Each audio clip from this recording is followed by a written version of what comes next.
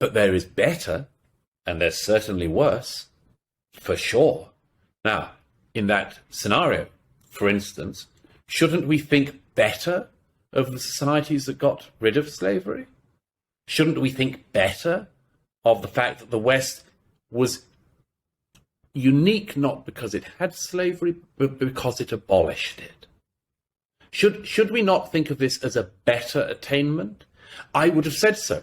But you see, in America in particular today, and I say this as an immigrant in America, but in America today, people are the ignorance is taken advantage of by bad faith actors. What I mean by that is the people who want to say America has always been rotten take advantage of the ignorance. And here's the follow-on problem. American peoples, and I would say the Western peoples, are uniquely kind in the face of this. Most people would not be.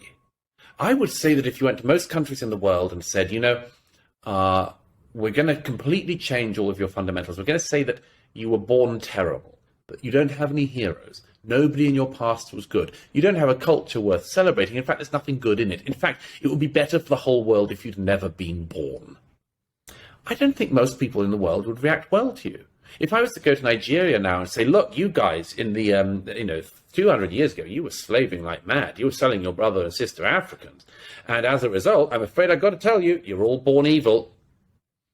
I don't think I'd be much welcomed in Nigeria on my next visit. But Americans do tolerate this. The peoples of the West have tolerated this rather too much, in my own view, rather too much.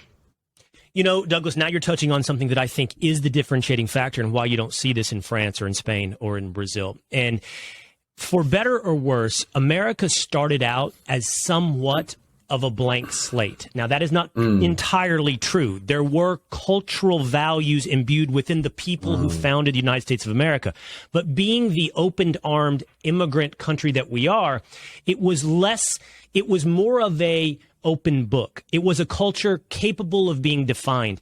And I'm just thinking out loud with you here on this, but, I look, and there is a cultural supremacy to most civilizations. The South Koreans certainly think that is a culture that is superior to its neighbors. The Japanese think similarly for their culture.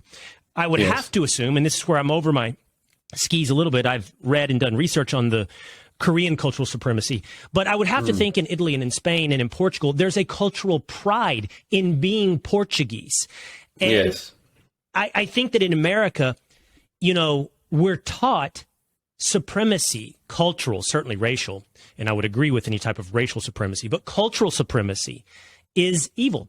We're taught not to feel better about ourselves than we would about other people in the world. And we're taught that American exceptionalism is a falsehood. That's right.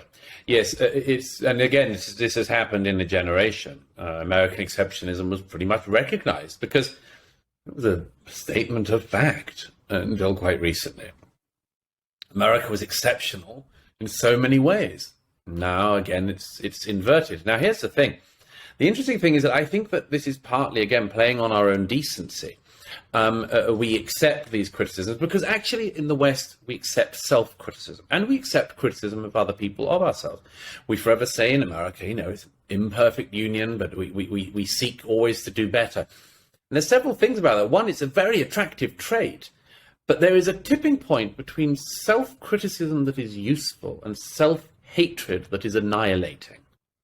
And I believe that when people say to us in the West, there's nothing good about you, you're born evil, this is self-annihilating. This is not self-criticism. If people say, this is what you could do to improve, sure, I'd listen to that.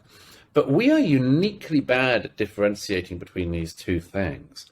And America in particular now has that coming at it, has had this coming at it for a while. And here's the follow-on problem from that. We can all see that it's nonsense. Why do I say that? Two things, just put straight out there. What's the number one destination for migrants in the world? America. United States of America. Right. So, why would that be? Is it possible that America's done anything right? Well, the footfall suggests You don't see people, when millions of people come across the southern borders every year illegally, they don't bump into millions of Texans trying to make their way to Venezuela for a happier life. You know, there must be something going well here.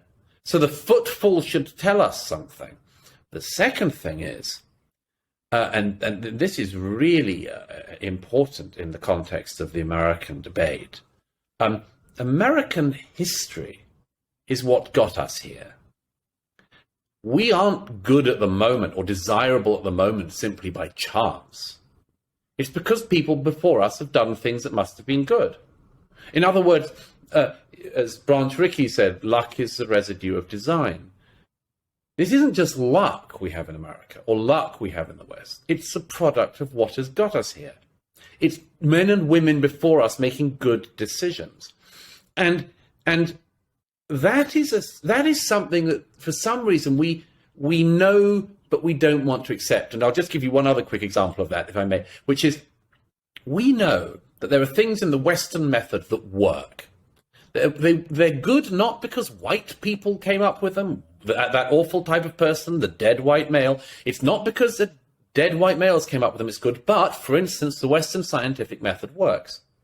We know that when, for instance, we need a vaccine for a global pandemic, we do not go to the Aboriginal tribes to ask them for their wisdom on medicine. And I am not being rude. I am not being attacking of these people. I'm simply saying, as evidence, we know it. The Western scientific method works. So we know that these things are true, but we've been stuck in a sort of period of courtesy. We know that, as it were, West is best, which is why the world wants to come here and why most people want to stay here. I mean, people always say in different election cycles they're going to leave the country if this guy becomes president. They tend to stay. We know West is best, and yet we don't want to say it because we want to be polite to other peoples and not look like we're being supremacist. I want to come back to that thought experiment you just offered us about the vaccine and whether or not we go to Aboriginal tribes or we go to the West to solve a global pandemic. I'm going to come back to that thought experiment in just a moment. But I want to respond to what you said. First of all, I do love the thought experiment. It is my favorite of if all international borders were dropped, where would the biggest net migration pattern flow? Yes, it absolutely. cuts through all the BS. In the end, that experiment, that thought experiment, is the end of the argument and the end of the debate.